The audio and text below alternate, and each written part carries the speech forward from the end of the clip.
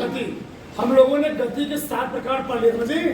आज पढ़ेंगे 8वां प्रकार। लिखो 8वां प्रकार।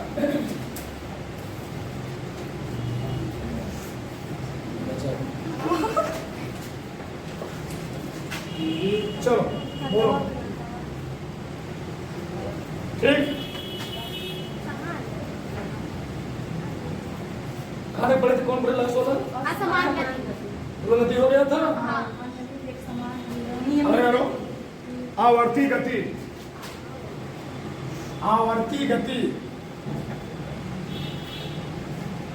आवर्ती गति, इसको बोलते हैं periodic motion. Periodic motion, periodic motion.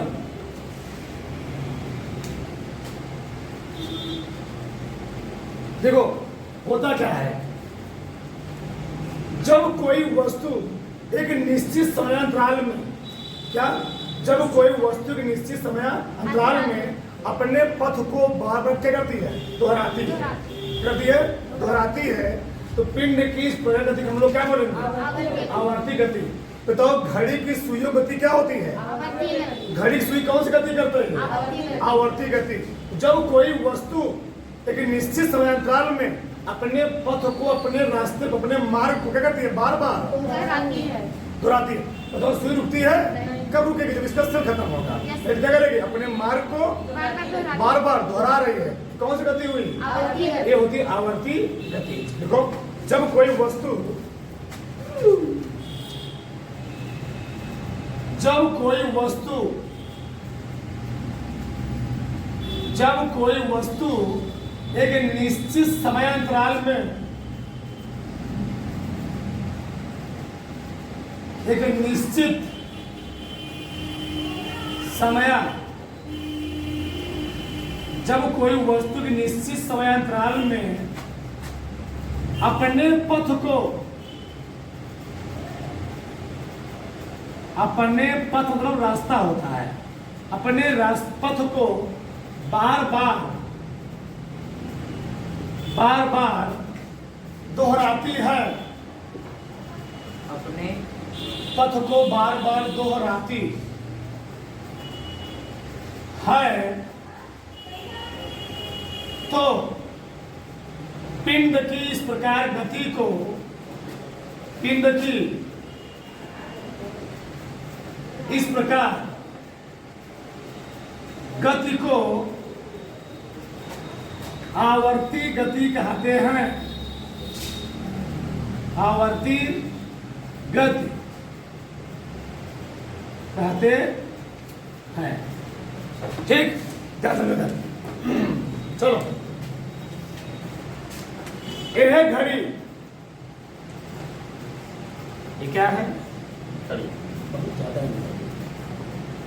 चलो ये घड़ी मान लो है, सेंटर है, ये बज रहा है 12, ये बज रहा है 3, ये बज रहा है 6, ये बज रहा है 9। इसमें 3 सुइयां हैं। ये क्या है? घंटे की। ये थोड़ा बड़ी बना दो, मिनट की सबसे बड़ी बना दो, सेकेंड। तो मान लो 3 सुइयां हमने मान लिया। ठीक, 3 सुइयां। अब बताओ हम यहां लिख सकते हैं आवर्ती गति में जैसे, जैसे क्या? घड़ी की सुइयों की गति। अभी लिखा ना, एक समझेगा। घड़ी की सुइयों, घड़ी की सुइयों की गति। ठीक, एक तो हो गया। बताओ घड़ी कोई सुई होगी, चाहे वह घंटे वाली सुई हो, चाहे वह मिनट वाली सुई हो, चाहे वह सेकंड वाली सुई हो, एक निश्चित समय, वो समय भी हम लिख रहे हैं, बात करेंगे। देखो जैसे हम बात करें घंटे वाली, घंटे वाली। बताओ तो घंटे वाले सुई अपने पथ को कितने घंटे बाद रिपीट करेगी? 1 घंटे बाद में 12 घंटे बाद। जी, घंटे वाली सुई अपने पथ को कितने घंटे बाद? 12 घंटे बाद रिपीट करेगी। ठीक, यानी घंटे वाली सुई का जो आवर्त क्या होता है?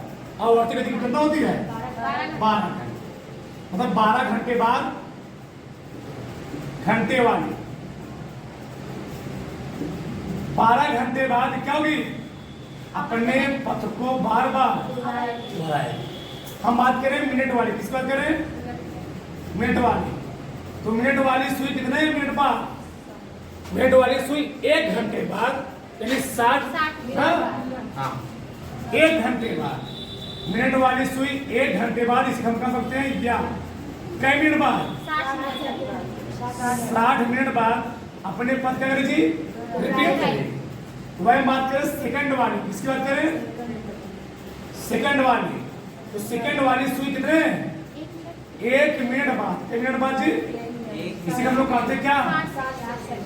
60 सेकंड बाद अपने पथ को क्या करेगी? बार बार दोहराएगी।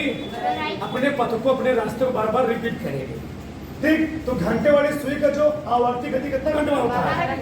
मिनट वाली सुई का 1 घंटे यानी 60 मिनट। और सेकंड वाली सुई का 1 मिनट या 60 सेकंड के बाद ये अपने रास्ते, अपने पथ को क्या करेगी? बार बार रिपीट करेगी। ये हो गया। दूसरा, तो लोग देखे होंगे, अब तो खत्म हो गया है। पहले लोग बोलते थे गन्ना। क्या बोलते थे? गन्ना। मतलब गन्ना को बैल कोल्हू नाम सुने? बैल कोल्हू नाम सुने हो? गन्ने को जब बैल कोल्हू क्या किया था? पीसा आता था। हम लोग क्या किया था? उसको रस निकालते थे तो लोग लगाते थे क्या? बैल। क्या कहते थे? बैल। जो बैल होता था वो उस कोल्हू के चारों करता क्या था?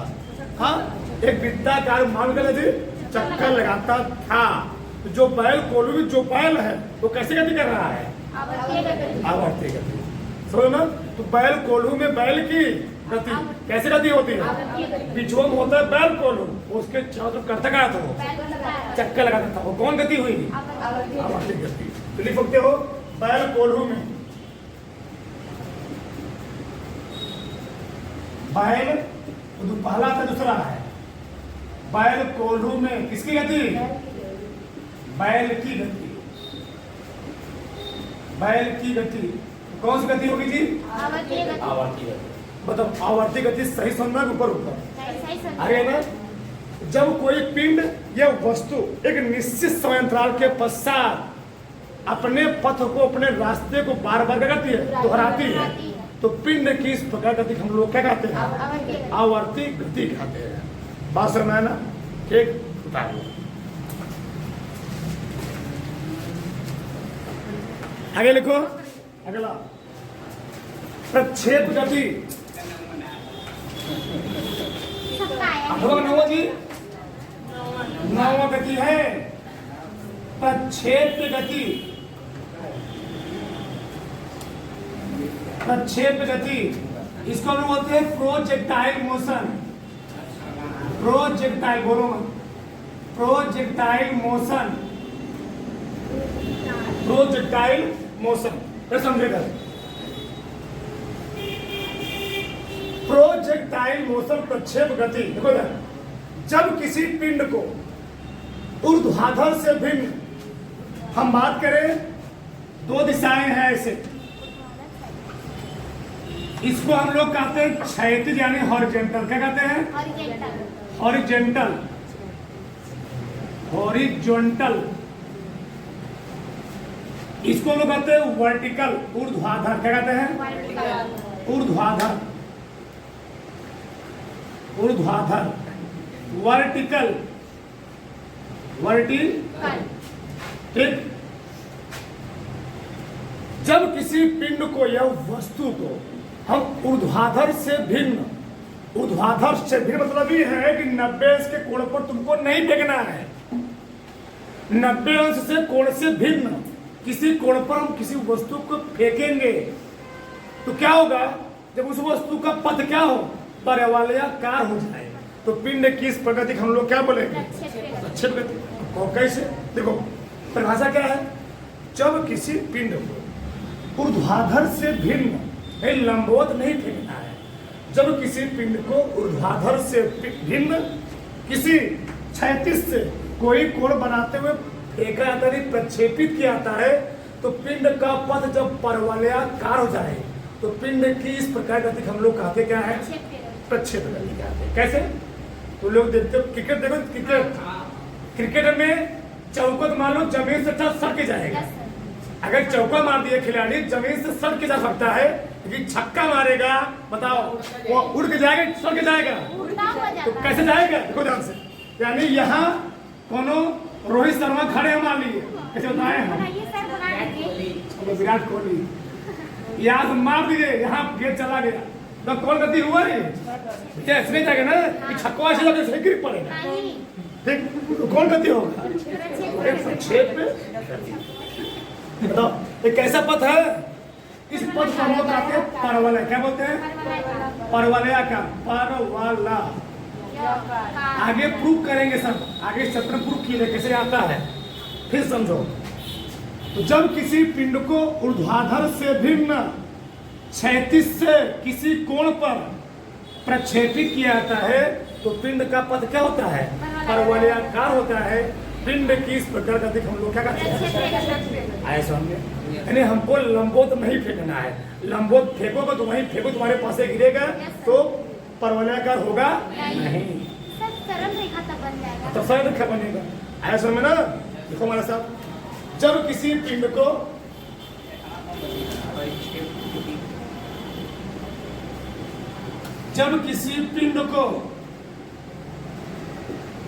ऊर्ध्वाधर से भिन्न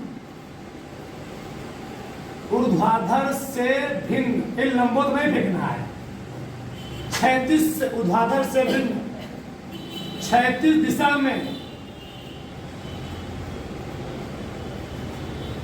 क्षैतिज दिशा में किसी कोण पर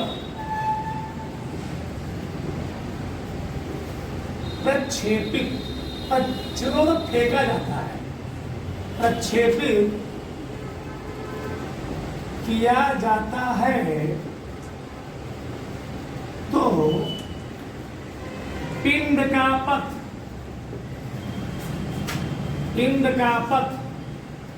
परवलयाकार हो जाता है। तो पिंड की इस प्रकार गति को तो पिंड की इस प्रकार गति को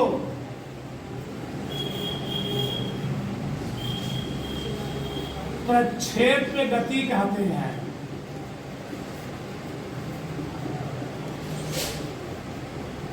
हैं। जैसे किसी खिलाड़ी द्वारा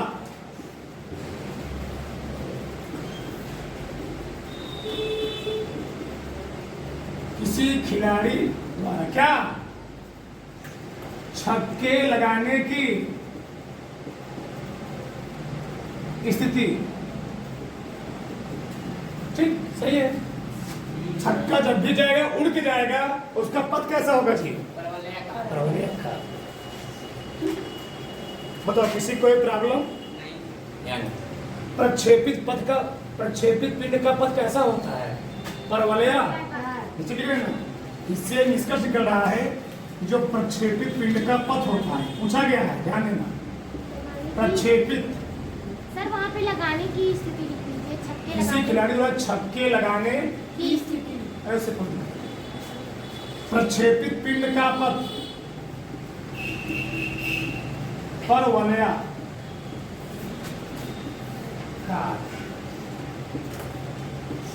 होता है, ठीक। चित्र को बगल में बना लो। चलो एक चीज हम बात कर चुके हैं, लेकिन इसमें केवल दो ही लोग थे, ठीक। अब हम पूरा उसी की बात करेंगे, सदिश राशि और अदिश राशि। राशि हम चलते हैं राशि, हाँ इन राशि क्वांटिटीज QUANTITIES राशि, ठीक। देखो तो राशियां होती दो प्रकार होती हैं, दो प्रकार। देखो सुनिए, भौतिक राशियां दो प्रकार की होती हैं। फिर बार बार आएगा, फिर दिक्कत नहीं होगा। ये आगे पूरा चैप्टर है, पूरा पढ़ो विस्तार से। भौतिक राशियां दो प्रकार की होती हैं। दो प्रकार की होती हैं। देखो अब लिखना बंद करो, समझो पहले। एक होती है अदिश राशि। क्या होती है? अदिश राशि। अदिश राशि इसको हम लोग बोलते हैं स्केलर क्वांटिटीज। QUANTITI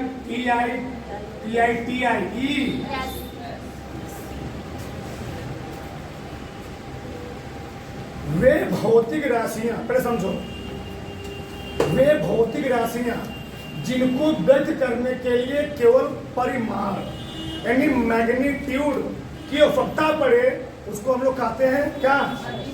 अदिश राशियां। मतलब समझो तो डीपली बात करते हैं।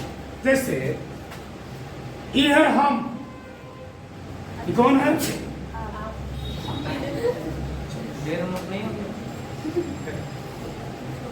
चलो ठीक।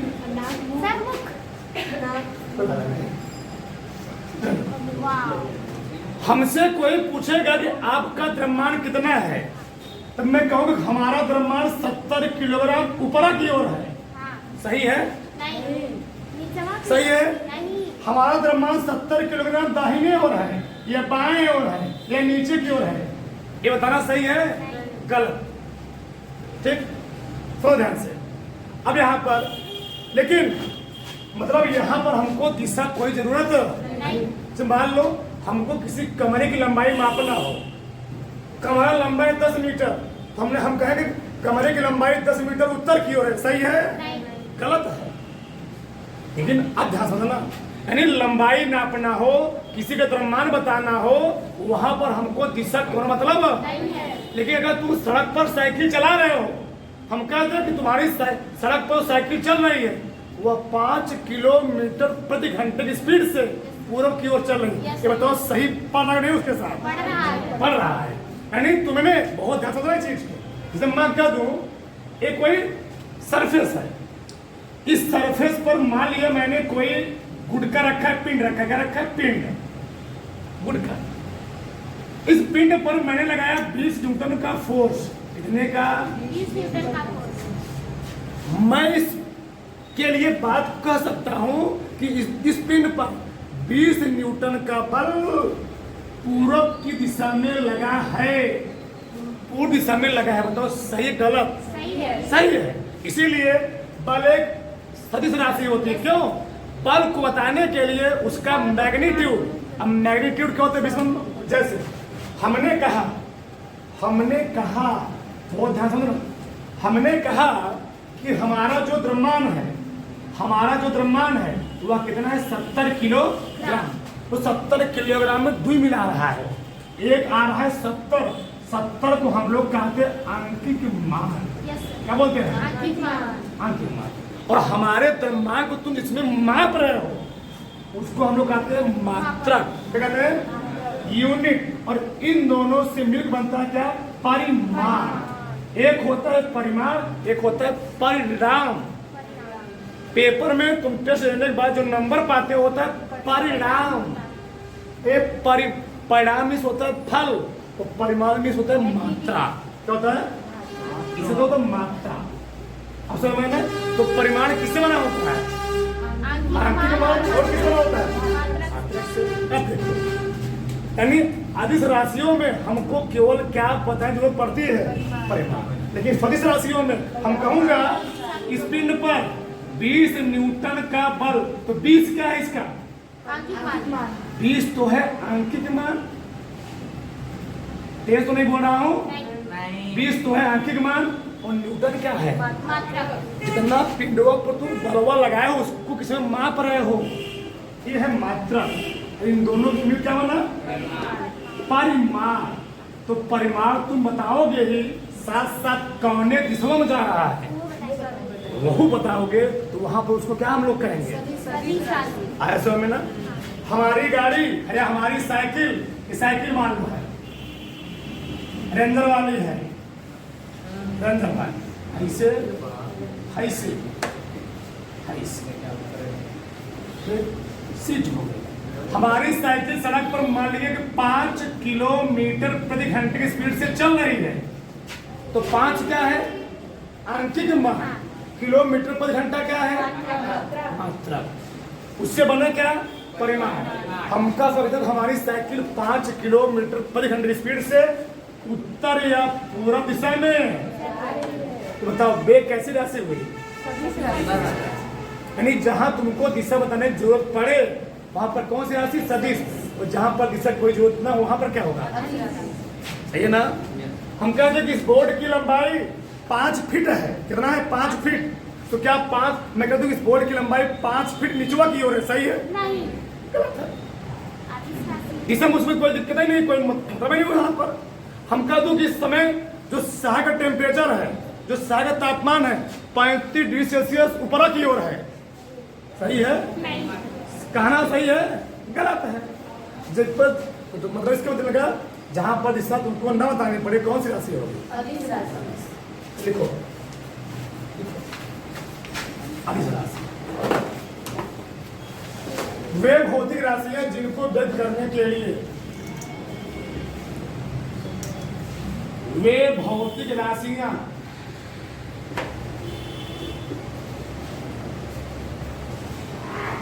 जिनको व्यक्त करने के लिए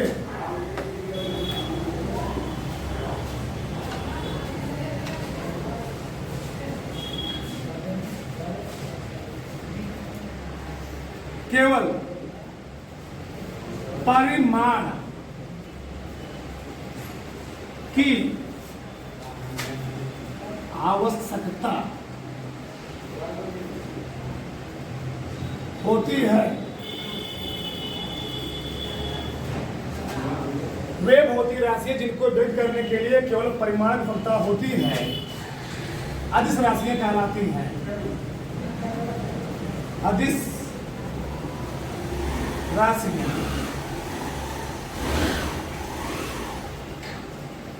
कहलाती हैं।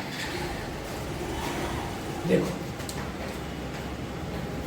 ठीक, एक ट्रिक बताएंगे आपको, जीवन नहीं भूलेगा। जैसे इसका ट्रिक क्या करने का? ट्रिक उसका दाल यमसी से आता, इसे अदिश राशि होती क्या होती है? उफार ऊर्जा लिखते रहो ऐसा करो। उफार ऊर्जा, साफार समय, काफार कार्य, दाफार दाब, सब अदिश राशियां हैं। लाफार लंबाई,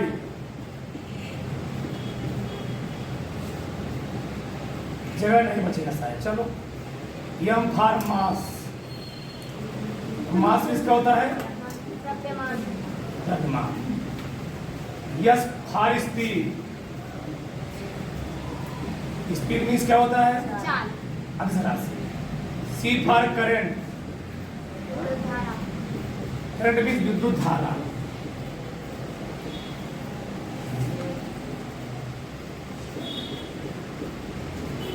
आप फार आयतन, ता फार ताप, हाथ से कुछ नहीं। ये सभी अदिश राशियां हैं। आगे लिखो सदिश राशियां। सदिश राशि दूसरा, सदिश राशियां इसको बोलते हैं वेक्टर क्वांटिटीज।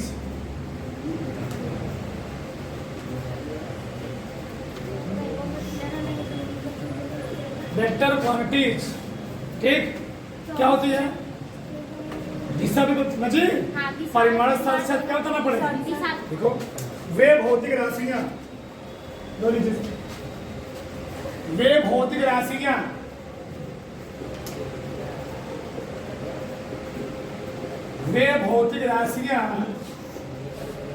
जिनको व्यक्त करने के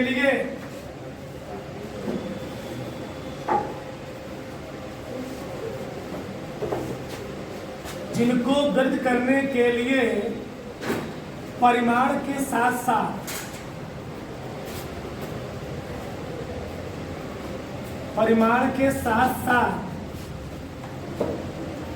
दिशा की भी आवश्यकता पड़ती है।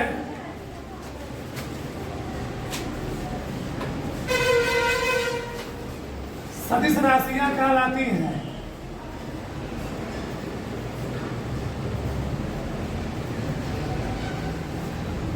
सदिश राशियां कहलाती, ठीक, देवदास जैसन यह भी समझा है। वेद, विस्थापन,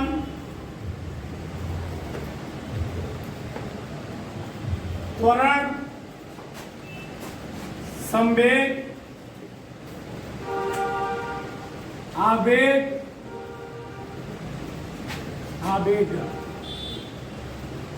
ठीक, विद्युत क्षेत्र की तीव्रता,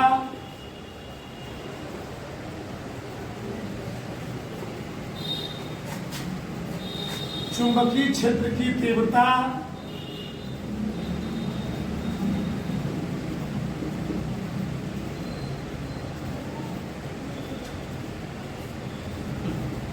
ठीक,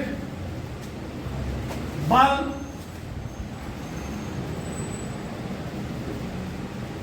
आदि।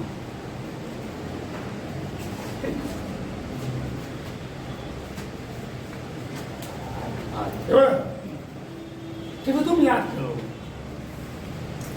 लगभग 80% अगर तुमको दोनों शब्द दिख जाए, उसमें लगा हुआ क्या लगा हो, बोले इसमें भी वाह है, वाह है ना, वाह इसमें भी है, वाह इसमें भी है, वाह इसमें भी है, वाह इसमें भी है। लगभग 80% में अगर किसी शब्द के बीच में वाह जाता है ना, कौन सी राशि होती हो? 80% लगभग तो सदिश हो। बताओ सदिश में क्या पड़ेगा जी? परिमाण को डालना ही पड़ेगा, साथ साथ क्या डालना पड़ेगा? डालो इसको, ठीक। चलो अब आगे है ना, गति से संबंधित महत्वपूर्ण पद, फिर डालो गति से संबंधित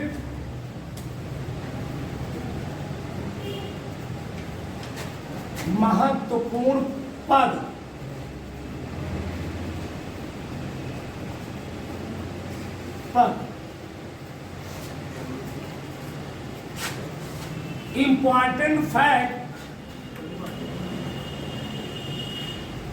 important fact related to motion,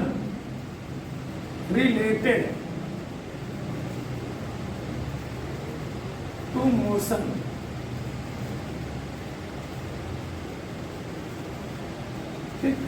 उसका पानी चलो पहला हम बात कर रहे हैं कि दूरी क्या होता है। डिस्टेंस देखो, एक होता है दूरी, एक होता है विस्थापन।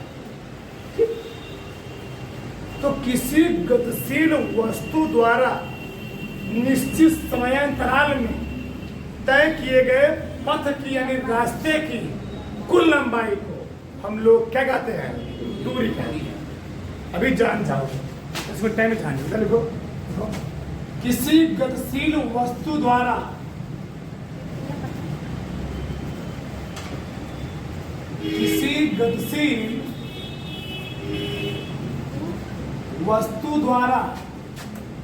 निश्चित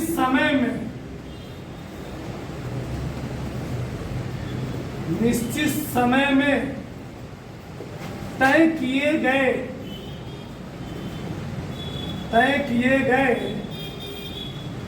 पथ या रास्ते की कुल लंबाई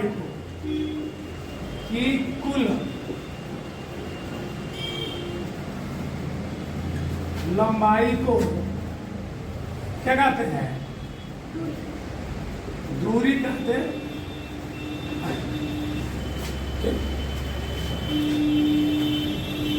तो किसी गतिशील वस्तु द्वारा तय किए गए निश्चित समय में तय किए गए पथ यानी रास्ते कुल लंबाई हम लोग क्या कहेंगे? दूरी कहेंगे। ठीक, बस हमें समझना। अब आगे समझेगा। देख, दूरी एक अदिश राशि क्या है जी? देखो, दूरी एक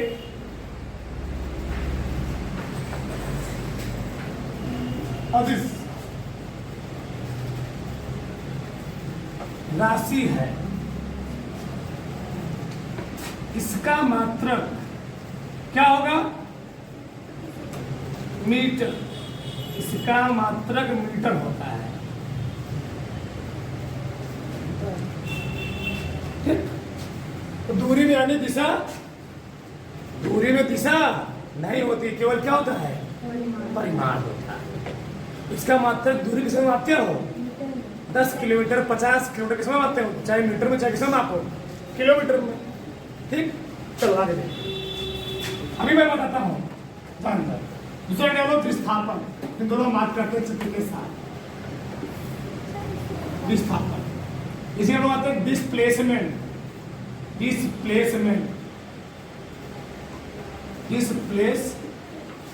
ये क्या होता है समझो। किसी गतिशील वस्तु द्वारा एक निश्चित दिशा में निश्चित समय में निश्चित दिशा में तय किए गए पथ की न्यूनतम लंबाई को, यानी न्यूनतम लंबाई को हम लोग क्या कहते हैं? विस्थापन। यानी वहां पर न्यूनतम नाम लिया था। क्या नाम लिया था जी? न्यूनतम। जब न्यूनतम नाम लिया जाए क्या नाम, वहां पर कौन सा आएगा? वहां विस्थापन आएगा। लिखो ऐसा, किसी गतिशील वस्तु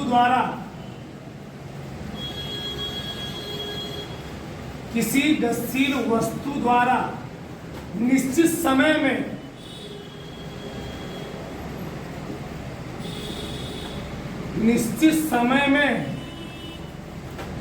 समय में दो बिंदुओं के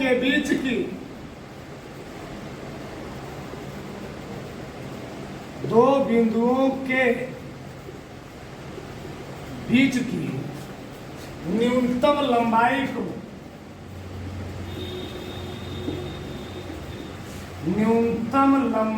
को विस्थापन कहते हैं। विस्थापन कहते हैं।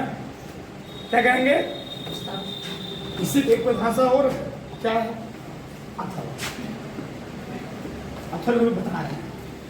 ठीक, किसी निश्चित दिशा में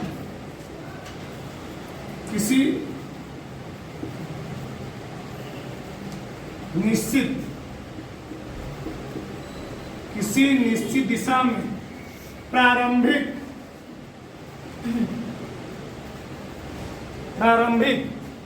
और अंतिम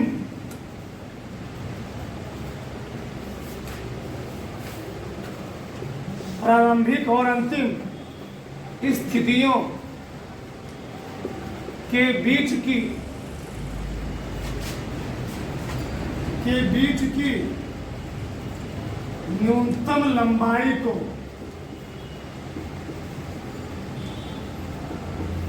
क्या कहते हैं? विस्थापन कहते हैं। ठीक, यह एक सदिश राशि है।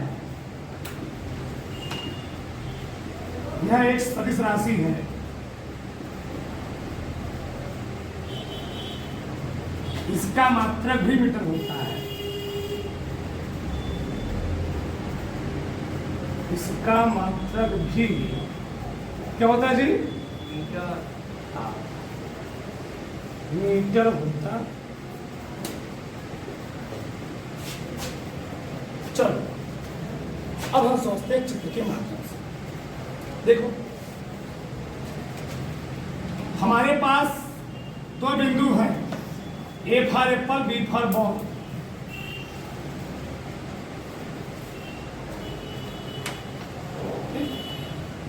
हमको ये मान लो डी है, ए बी सी, ए क्या है? हमको ए से बी पर जाना है। कौन सा रास्ता सबसे कम होगा, सबसे कम लंबाई का होगा? ए से C in B, A D B, A B.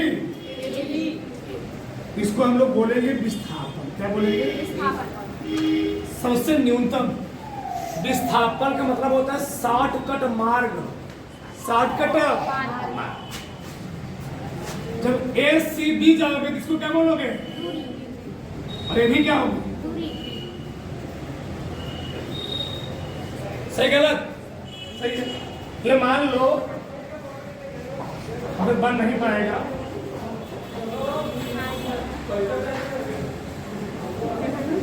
ये पॉइंट है, ये पॉइंट है। हमको पॉइंट ए से बी पर जाना है। बताओ शॉर्टकट रास्ता कौन होगा? मान लो बीच में सी है, ए सी बी होगा, ए बी होगा। तो ए बी क्या है? ए बी है विस्थापन, और है क्या है? तो विस्थापन मिस होता है शॉर्टकट रास्ता, और दूरी मिस होता है कुल रास्ता। अब ऐसा समझो, जैसे मान देखो कोई चींटी है, क्या है? कोई चींटी, कोई क्या है? चींटी। वह 1 मीटर चली इधर, इधर ए से बी, फिर आई 2 मीटर मारो नीचे। कितना आई? 2 मीटर नीचे। मैं मान रहा हूं, ऑब्जर्व कर रहा हूं। फिर 1.5 मीटर गई इधर। कितना गई? 1.5 मीटर। फिर घूमी बेचारी, यहां चली आई। कई मीटर? 2 मीटर। कहां पहुंचाए? मान लीजिए सी, ये सी, ये डी, ये क्या है? हमने कहा बताओ चींटी द्वारा तय किए गए दूरी और विस्थापन क्या? पढ़े में डालो दूरी। बताओ दूरी कौन कौन होगा? A B, B C, C D और है ना? मैं लिखता हूं 1 प्लस कितना? 2 प्लस कितना जी? 1.5 प्लस कितना है टोटल? 2 2 2 2 4 6.5। यानी चींटी ने कितना मीटर दूरी तय किया? ये मैंने कहा चींटी ने कितना विस्थापन तय किया? बताओ ना, ना बताएंगे, इसलिए बात करेंगे। विस्थापन हो गए 60 मार्क। मान लो यहाँ जहां जाती तो ए से, तो 1 ए हो गया प्लस 1.5 कितना आता था विस्थापन? 2.5 60 मार्क ना जी। अगर चींटी ए से ई तक जाती तो यहां भी चलती, डायरेक्ट चली गई होती, कितनी दूरी पड़ता हो? 2.5 हम लोग क्या बोलेंगे? विस्थापन। और 6.5 क्या है? विस्थापन का मान 0 हो सकता है, लेकिन दूरी का मान कभी 0 नहीं होता। तुम कोचिंग से घर आए, फिर तुम कोचिंग से घर गए, घर से कोचिंग आए, फिर कोचिंग से घर गए। मान लो तुम्हारे घर बना नहीं पाएंगे हम, चलो मान ली घर है, ठीक है, कोचिंग हाल है मान लो। तुम्हारे घर और कोचिंग बीच में कितना है मान लीजिए? 3 किलोमीटर। कोचिंग से, घर से कोचिंग है, फिर कोचिंग से गए तो विस्थापन तक ये 0। Yes sir. कोई कारण ही नहीं। आए 3 किलोमीटर, फिर गए 3 किलोमीटर। रीजन क्या था? विस्थापन होता सदिश राशि। हाँ। तो आए +3, गए -3, कट पिट कर 0 लेकिन दूरी 0 नहीं होती है। दूरी कितना होगा? 3 नहीं होगा। + 6 किलोमीटर। सही गलत? सही। जिस रास्ते पर गए हो उसी रास्ते पर पुनः लौट कर चले आओगे तो विस्थापन कितना होगा? जो। तो अब विस्थापन दूरी समझ में आया? हाँ। समुद्र डालो।